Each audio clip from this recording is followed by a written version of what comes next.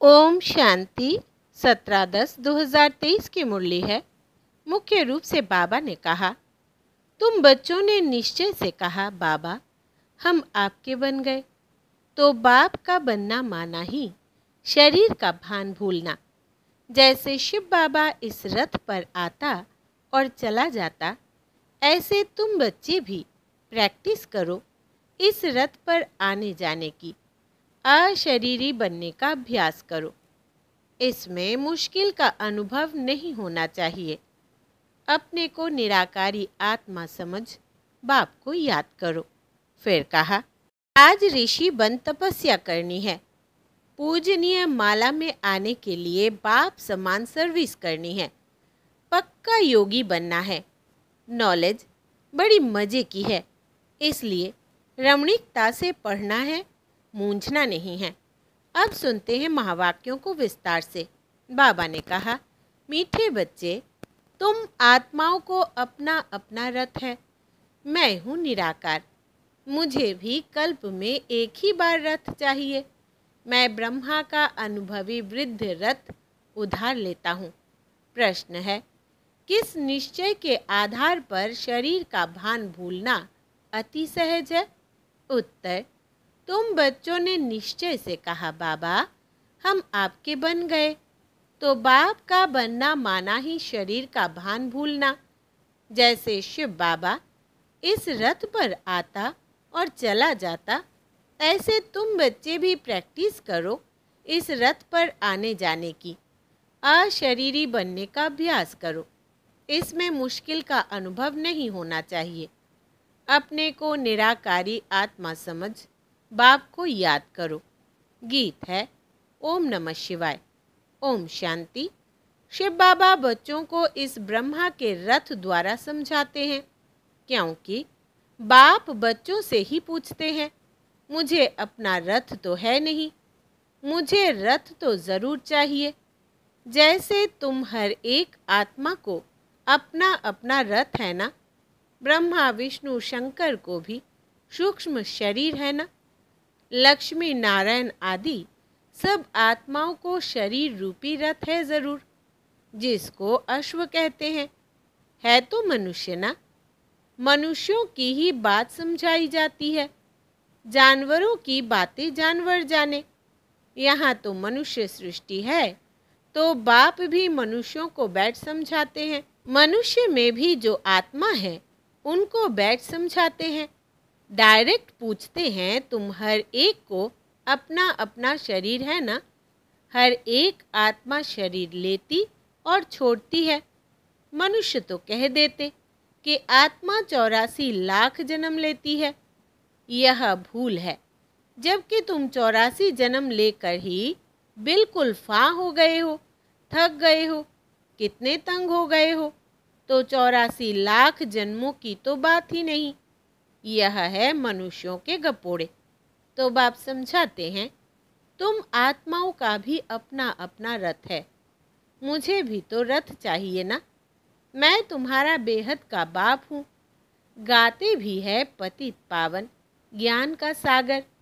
तुम और कोई को पतित पावन नहीं कहेंगे, लक्ष्मी नारायण आदि को भी नहीं कहेंगे। पतित सृष्टि को पावन बनाने वाला, अर्थात पावन सृष्टि स्वर्ग का रचयिता परम पिता परमात्मा बगैर कोई हो नहीं सकता। सुप्रीम फादर वही है। बाप जानते हैं तुम नंबरवार पत्थर बुद्धि से पारस बुद्धि बन रहे हो। बाहर वाले मनुष्य यह नहीं जानते। तो बाप समझाते हैं, मुझे भी ज़रूर रथ तो चाहिए ना। मुझ पतित पावन को ज़रूर पतित दुनिया में आना पड़े ना। प्लेग की बीमारी होती है तो डॉक्टर को प्लेगियों के पास आना पड़ेगा। बाप कहते हैं, तुम्हारे में 5 विकारों की बीमारी आधा कल्प की है। मनुष्य तो दुख देने वाले हैं। इन 5 विकारों से तुम बिल्कुल ही पतित बन गए हो। तो बाप समझाते हैं, मुझे पतित दुनिया में ही आना पड़े ना। पतित को ही भ्रष्टाचारी कहा जाता है, पावन को श्रेष्ठाचारी कहेंगे। बरोबर। तुम्हारा भारत पावन श्रेष्ठाचारी था, लक्ष्मी नारायण का राज्य था, जिसकी ही महिमा गाते हो सर्वगुण संपन्न। वहाँ सब सुखी थे। यह तो कल की बात है। तो बाप कहते हैं, मैं आऊँ तो कैसे आऊँ, किसके शरीर में आऊँ? पहले तो मुझे प्रजापिता चाहिए। सूक्ष्म वतनवासी को यहाँ कैसे ले आ सकता? वो तो फरिश्ता है ना। उनको पति दुनिया में ले आऊं, यह तो दोष हो जाए। कहेंगे मैंने क्या गुनाह किया। बाप बड़ी रमणीक बातें समझाते हैं। समझेगा वही जो बाप का बना होगा। घड़ी घड़ी बाप को याद करता रहेगा। बाप कहते हैं, मैं आता ही तब हूँ जब धरती पर पाप बढ़ जाता है। कलयुग में मनुष्य कितने पाप करते हैं? तो बाप पूछते हैं, बच्चे बताओ, मैं आऊँ तो किस तन में आऊँ? मुझे चाहिए भी ज़रूर वृद्ध अनुभवी रथ। ये जो मैंने रथ लिया है, बरोबर इनके बहुत गुरु किए हुए हैं, शास्त्र आदि पढ़ा हुआ है। यह भी लिखा हुआ है ना कि बहुत पढ़ा हुआ था। अर्जुन की बात नहीं। मुझे कोई अर्जुन व कृष्ण का रथ थोड़े ही चाहिए। मुझे तो चाहिए ब्रह्मा का रथ। उनको ही प्रजापिता कहेंगे। कृष्ण को तो प्रजापिता नहीं कहेंगे। बाप को तो ब्रह्मा का ही रथ चाहिए, जिससे ब्राह्मणों की प्रजा रचे। ब्राह्मणों का है सर्वोत्तम कुल। विराट रूप दिखाते हैं ना। देवता, क्षत्रिय, वैश्य, शूद्र, बाकी ब्राह्मण कहाँ गए, यह किसको भी पता नहीं। ऊंच ते ऊंच है ब्राह्मणों की चोटी। चोटी हो तभी समझा जाता है कि यह ब्राह्मण है। सच्ची सच्ची चोटी तो तुम्हारी है। तुम राज ऋषि हो, बड़ी चोटी वाले। ऋषि उनको कहा जाता जो पवित्र रहते हैं। तुम हो राज ऋषि, राजयोगी। राजाई के लिए तपस्या कर रहे हो। वो मुक्ति के लिए हठयोग की तपस्या करते हैं। तुम जीवन मुक्ति राजाई के लिए राजयोग की तपस्या कर रहे हो। तुम्हारा नाम ही है शिव शक्ति। शिव बाबा तुम्हें रीइंकॉर्नेट करते हैं तो तुम फिर से भारत में जन्म लेते हो। जन्म लिया है ना। कोई कोई ने भल जन्म लिया है, परंतु समझते नहीं कि हम शिव बाबा के बने हैं, उनके पास जन्म लिया है। अगर ऐसा समझते तो शरीर का भान बिल्कुल ही निकल जाना चाहिए। जैसे शिव बाबा निराकार इस रथ में है, तुम भी अपने को निराकार आत्मा समझो। बाप कहते हैं, बच्चे मुझे याद करो, अब वापिस घर चलना है। तुम तो पहले अशरीरी थे, फिर देवी व देवता का शरीर लिया, फिर क्षत्रिय शरीर, फिर वैश्य शरीर, फिर शूद्र शरीर लिया। अभी फिर तुम अशरीरी बनो। तुम मुझ निराकार को ही कहते हो बाबा। अभी हम आपके बने हैं, हमको वापिस जाना है। देह को तो ले नहीं चलना है। हे आत्माएं, अब मुझ बाप को और स्वीट होम को याद करो। मनुष्य जब विलायत से लौटते हैं तो कहते हैं, चलो अपने स्वीट होम भारत में चलो। जहाँ जन्म लिया था वहाँ लौटे। मनुष्य मरते हैं तो जहाँ जन्म लिया था उनको वहाँ ले जाते हैं। समझते हैं भारत की मिट्टी का बना हुआ है तो वो मिट्टी भारत में ही छोड़े। बाप कहते हैं, मेरा जन्म भी भारत में है। शिव जयंती भी मनाते हो। मेरे नाम तो ढेर रख दिए हैं। कहते हैं, हर हर महादेव। सबके दुख काटने वाला वो भी मैं ही हूँ। शंकर नहीं है, ब्रह्मा सर्विस पर हाजिर है। और फिर जो स्थापना करते हैं वही विष्णु के 2 रूप से पालना करेंगे। मुझे प्रजापिता ब्रह्मा जरूर चाहिए। आदि देव का बरोबर मंदिर भी है। आदि देव किसका बच्चा है? कोई बताए उनका बाप कौन था? आदि देव प्रजापिता ब्रह्मा है, उनका बाप है शिव। यह जगत पिता जगत अम्बा का यादगार मंदिर है। इस आदि देव ब्रह्मा के रथ में बाप ने बैठ ज्ञान सुनाया है। कोठरी में सब बच्चे बैठे हैं। सभी का मंदिर तो नहीं बनाएंगे। मुख्य है 108 की माला, तो 108 कोठरियां बना दी है। 108 की ही पूजा होती है। मुख्य है शिव बाबा, फिर ब्रह्मा सरस्वती युगल। वो शिव बाबा है फूल, उनको अपना शरीर नहीं है। ब्रह्मा सरस्वती को अपना शरीर है। माला शरीरधारियों की बनी हुई है। सब माला को पूजते हैं। पूज कर पूरा करेंगे, फिर शिव बाबा को नमस्कार करेंगे, माथा झुकाएंगे, क्योंकि उसने इन सब को पतित से पावन बनाया है, इसलिए पूजी जाती है। माला हाथ में ले बैठ राम राम कहते हैं। परम पिता परमात्मा के नाम का किसको पता नहीं है। शिव बाबा है मुख्य, फिर प्रजापिता ब्रह्मा और सरस्वती भी मुख्य है। बाकी ब्रह्मा कुमार कुमारियां जो जो पुरुषार्थ करते रहते हैं उन्हों के नाम होंगे। आगे चल तुम सब देखते रहेंगे। जब पिछाड़ी होगी तब तुम यहाँ आकर रहेंगे। जो पक्के योगी होंगे वही रह सकेंगे। भोगी तो थोड़ा ठका सुनने से खत्म हो जाएंगे। कोई का ऑपरेशन देखने से भी मनुष्य अनकॉन्शियस हो जाते हैं। अभी पार्टीशन में कितने मनुष्य मरे। वो लोग तो गपोड़े मारते रहते हैं कि हमने बिगैर कोई लड़ाई राज्य ले लिया, परंतु मरे इतने जो बात मत पूछो। यह है ही झूठी माया। अभी सच्चा बाप बैठ तुमको सच सुनाते हैं। बाप कहते हैं, मुझे रथ तो ज़रूर चाहिए। मैं साजन बड़ा हूँ तो सजनी भी बड़ी चाहिए। सरस्वती है ब्रह्मा मुख वंशावली। वो कोई ब्रह्मा की युगल नहीं है, ब्रह्मा की बेटी है। उनको फिर जगद अम्बा क्यों कहते हैं? क्योंकि यह मेल है ना, तो माताओं की संभाल के लिए उनको रखा है। ब्रह्मा मुख वंशावली सरस्वती तो ब्रह्मा की बेटी हो गई। मम्मा तो जवान है, ब्रह्मा तो बूढ़ा है। सरस्वती जवान, ब्रह्मा की स्त्री शोभती भी नहीं, हाफ पार्टनर कहला ना सके। अभी तुम समझ गए हो। तो बाप कहते हैं, मुझे इस ब्रह्मा का शरीर लोन लेना पड़ता है। उधार पर तो बहुत लेते हैं।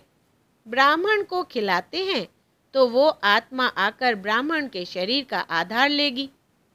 आत्मा वो शरीर छोड़कर आती है क्या? नहीं। यह तो बच्चों को समझाया गया है कि ड्रामा में साक्षात्कार की रस्म रिवाज पहले से नूंद है। यहाँ भी बुलाते हैं। ऐसे नहीं कि आत्मा शरीर छोड़कर आएगी। नहीं, यह ड्रामा में नूंद है। बाप के लिए तो यह रथ नंदी गण है। नहीं तो शिव के मंदिर में बैल क्यों दिखाते? सूक्ष्म वतन में शंकर के पास बैल कहाँ से आया? वहाँ तो है ही ब्रह्मा विष्णु शंकर, और वो युगल दिखाते हैं, प्रवृत्ति मार्ग दिखाते हैं। बाकी वहाँ जानवर कहाँ से आए? मनुष्यों की बुद्धि कुछ भी काम नहीं करती। जो आता है सो कहते रहते, जिससे waste of time, waste of energy होती है। तुम कहते हो हम सो पावन देवता थे, फिर पुनर्जन्म लेते लेते हम पतित पुजारी बने हैं। आपे ही पूज्य, आपे ही पुजारी। पूज्य और पुजारी कोई भगवान नहीं बनता। उनको थोड़े ही 84 जन्म लेने पड़ते। माया मनुष्यों को बिल्कुल पत्थर बुद्धि बना देती है। हम सो का अर्थ यह नहीं कि हम आत्मा सो परमात्मा है। नहीं, हम सो ब्राह्मण सो देवता बनेंगे, पुनर्जन्म लेते आएंगे। कितनी अच्छी समझानी है। बाप कहते हैं, मैंने जिसमें प्रवेश किया है उसने बहुत गुरु किए, शास्त्र पढ़े हैं, जन्म भी पूरे 84 लिए हुए हैं। यह नहीं जानता, तुमको इन सहित बताता हूँ। ब्रह्मा को भी बतलाता हूँ। सदैव भी तो सवारी नहीं कर सकता हूँ। ब्रह्मा मुख वंशावली ब्राह्मणों को बतलाता हूँ। मुझे रथ भी चाहिए ना। तुम बच्चे याद करते हो और मैं आ जाता हूँ। मुझे तो सर्विस करनी है। तो श्री श्री शिव की मत से भारत पावन बनता है। नरकवासियों को श्री श्री का टाइटल देना रॉन्ग है। आगे श्री नाम नहीं था, अभी तो सबको श्री अर्थात श्रेष्ठ बना दिया है।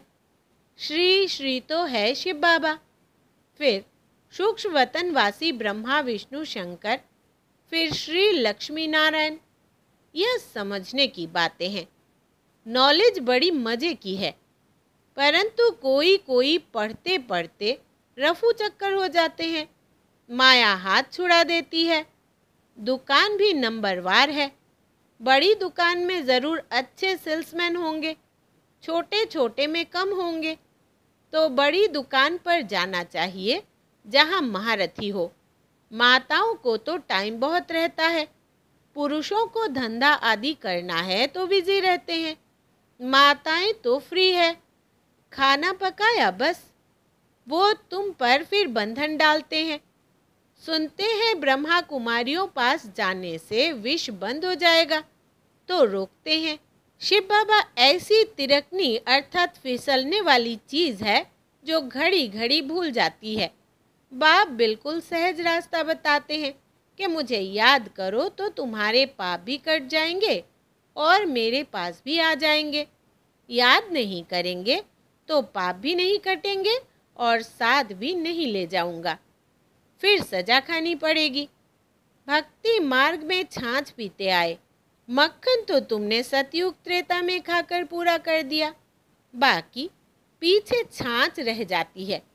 छाछ भी पहले अच्छी मिलती, फिर पानी मिलता है। सतयुग त्रेता में घी दूध की नदी बहती है। अभी तो घी कितना महंगा हो गया है। अच्छा, माता पिता बाप दादा का मीठे मीठे सिकिलदे बच्चों प्रति याद प्यार और गुड मॉर्निंग। रूहानी बाप की रूहानी बच्चों को नमस्ते और हम रूहानी बच्चों की रूहानी बाप दादा को याद प्यार, गुड मॉर्निंग और नमस्ते बाबा नमस्ते। धारणा के लिए मुख्य सार। पहला, राज ऋषि बन तपस्या करनी है। पूजनीय माला में आने के लिए बाप समान सर्विस करनी है। पक्का योगी बनना है। दूसरा, नॉलेज बड़ी मज़े की है, इसलिए रमणीकता से पढ़ना है, मूंझना नहीं है। वरदान है, वैरायटी अनुभूतियों द्वारा सदा उमंग उत्साह से भरपूर रहने वाले विघ्न जीत भव। विस्तार है, रोज अमृत बेले सारे दिन के लिए वैरायटी उमंग उत्साह की पॉइंट बुद्धि में इमर्ज करो। हर दिन की मुरली से उमंग उत्साह की पॉइंट्स नोट करो। वो वैरायटी पॉइंट्स उमंग उत्साह बढ़ाएगी। मनुष्य आत्मा का नेचर है कि वैरायटी पसंद आती है, इसलिए चाहे ज्ञान की पॉइंट्स मनन करो या रूह-रिहान करो, वैरायटी रूप से जीरो बन अपने हीरो पार्ट की स्मृति में रहो तो उमंग उत्साह से भरपूर रहेंगे और सब विघ्न सहज समाप्त हो जाएंगे। स्लोगन है, अपनी अवस्था को ऐसा शांत चित्त बना लो जो क्रोध का भूत दूर से ही भाग जाए। अपनी अवस्था को ऐसा शांत चित्त बना लो जो क्रोध का भूत दूर से ही भाग जाए। अच्छा, ओम शांति।